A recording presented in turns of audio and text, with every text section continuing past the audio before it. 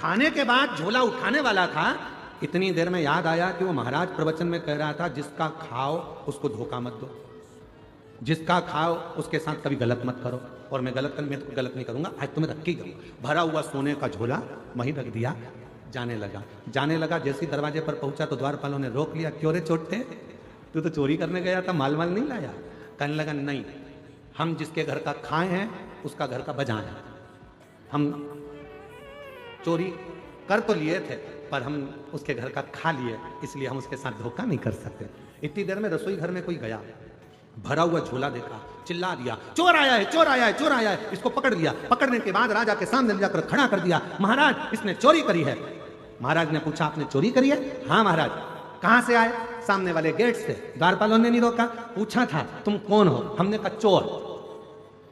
अंदर आने दिया। हाँ। तुमने कहा था चोरी करने आए हो? हाँ। हम बोले थे हम चोरी करने आए। अच्छा, तो तुम ये बैग भरकर पैसा ले जा रहे थे, सोना चांदी ले जा रहे थे, लेके क्यों नहीं गए? क्योंकि हमने गुरुजी के मुख से सुना था कि सच बोलना, तो हमने दरवाजे पर सच बोला। और गुरुजी के मुख से सुना था जिसका खाओ उसको धोखा मत दो और उसका बुरा मत करो। हमने माल तो भर लिया था ले जाने के लिए, पर हमको भूख लग रही थी, तुम्हारे घर का हम खा गए, इसलिए हम तुम्हारा सामान लेकर नहीं गए। राजा को बड़ा आनंद आया। राजा ने मन में सोचा ऐसा व्यक्ति सच बोलने वाला दुनिया में नहीं मिलेगा। राजा ने कहा आज से तुम हमारे मुनि मंत्री, पूरा खजाना तुम्हारे हाथ में, तुम नौकरी हमारे यहां करो, ये नौकरी तुम हमारे यहां करो। राजा ने उसको नौकरी पर रख लिया। 15 दिन तक वो आया नहीं घर पर। पिताजी को चिंता लग गई मेरा चोटा बेटा कहां चले गया। एक दिन अच्छे कपड़े पहनकर, पगड़ी मगड़ी बांधकर, जोरदार सोने की माला पहनकर, पांव में जूते मोजे पहनकर गया अपने पिताजी के पास। पिताजी ने देखा बेटा इतनी लंबी चोरी किसके यहां करी आया?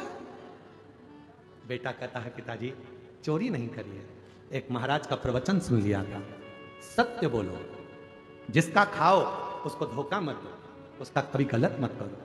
बस वो सुनकर मैं चोरी करने गया, ऐसा ऐसा हुआ। राजा को मालूम पड़ा, उसने मुझे नौकरी पर रख लिया। पिताजी जितनी चोरी करता था, जूते खाता था, उससे अच्छी इज्जत की नौकरी आज राजा ने मुझे दे दी। करोड़ों का धन मेरे हाथ के नीचे है पिताजी। केवल थोड़ी सी देर की शिव पुराण की कथा सुन ली थी, जिससे आज मैं राजा का मुनीम बन गया। यदि पूरी कथा सुन लेता तो शायद राजा ही बनकर बैठ जाता। ये कथा, ये प्रश्न